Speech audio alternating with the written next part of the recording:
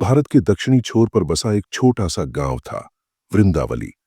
यह गांव हरे भरे खेतों, शांत नदियों और मंदिरों के लिए जाना जाता था।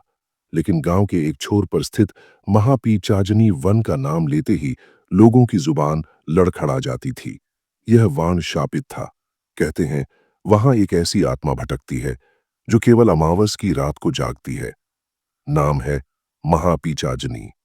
विक्रम, एक शहर का पत्रकार, इन रहस्यमयी कहानियों पर स्टोरी बनाने के लिए प्रसिद्ध था। जब उसे महापीचाजनी के बारे में बताया गया तो उसकी जिज्ञासा भड़क उठी। अगर ये सिर्फ एक मिथक है तो इसे साबित करना जरूरी है, और अगर ये सच है तो दुनिया को जानना चाहिए कि वहां क्या है। विक्रम गांव पहुंचा और स्थानीय मंदिर के पुजारी श्रीधर बाबा से मिला। बाबा ने चेतावनी दी, बेटा, वहां जाना मौत को बुलाना है। उस जंगल में सिर्फ पेड़ नहीं है, वहां वक्त ठहर जाता है। वहां की जमीन हर अमावस पर खून पीती है। लेकिन विक्रम ने यह सब पुरानी बातें मानकर अनसुना कर दिया। अमावस से एक रात पहले विक्रम अपने कैमरे और टॉर्च के साथ जंगल की तरफ बढ़ा।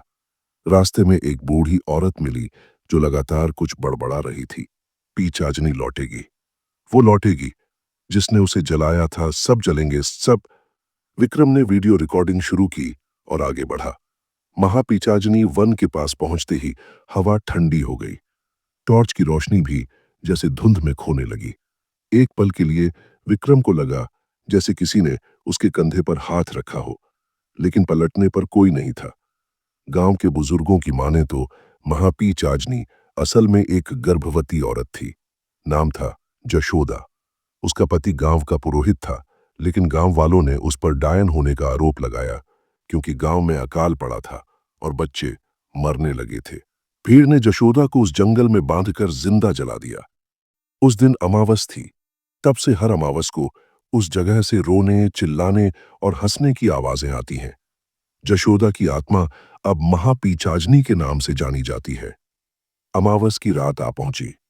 विक्रम अपने कैमरे के साथ फिर जंगल में गया। उसने देखा कि पुराने जलने के निशान आज भी जमीन पर हैं। अचानक कैमरा बंद हो गया। मोबाइल की बैटरी फुल थी, फिर भी फोन ऑफ हो गया। चारों ओर गूंजने लगीं चीखें। एक परछाई विक्रम के सामने आई। एक जली हुई महिला, बाल बिखरे हुए, चेहरा जला हुआ और पेट पर जंजीर की जलने के निशान। महापीचाजनी, वह बोल रही थी, मगर उसकी आवाज इंसानी नहीं थी। मेरा बच्चा, मुझे लौटा दो। तुम भी उन्हीं में से हो जिन्होंने देखा और कुछ नहीं किया। जंगल की गहराई में विक्रम को कई और आत्माएं दिखीं, जलते शरीर, आंखों से खून और जमीन से निकलते हाथ। विक्रम को एहसास हुआ ये सब वो आत्माएं हैं जिन्हें गांव वालों ने अंधविश्वास में मार दिया था, और महापीचाजनी अब उनका नेतृत्व करती है। वो हर अमावस को किसी नए इंसान की तलाश में रहती है जिसे वो अपना गवाह बना सके, जो उसके दर्द की कहानी दुनिया को बता सके। महापीचाजनी ने विक्रम को जमीन से उठाकर पेड़ की शाखा पर टांग दिया। उसकी आंखों में आग जल रही थी। वो बोली, क्या तू सच को दिखाएगा या झूठ की तरह जल जाएगा? विक्रम ने कांपती आवाज में कहा, मैं तुम्हारी सच्चाई दुनिया को दिखाऊंगा। तभी एक तीव्र चीख के साथ सब कुछ शांत हो गया। विक्रम बेहोश होकर जमीन पर गिर गया। सुबह गांव वाले जंगल की ओर आए तो विक्रम को अचेत अवस्था में पाया। उसकी हथेली पर जलता हुआ निशान था, एक तीर की तरह दिखने वाला चिन्ह जो उस जंगल की हर पेड़ की छाल पर भी था। विक्रम वापस शहर लौटा और उस पर एक डॉक्यूमेंट्री बनाई, महापीचाजनी the forgotten cry. Video viral हुआ, लेकिन कुछ दिन बाद विक्रम गायब हो गया। उसकी अंतिम तस्वीर एक सीसीटीवी कैमरे में दिखी। वो उसी जंगल की तरफ जा रहा था, अमावस की रात, अकेला।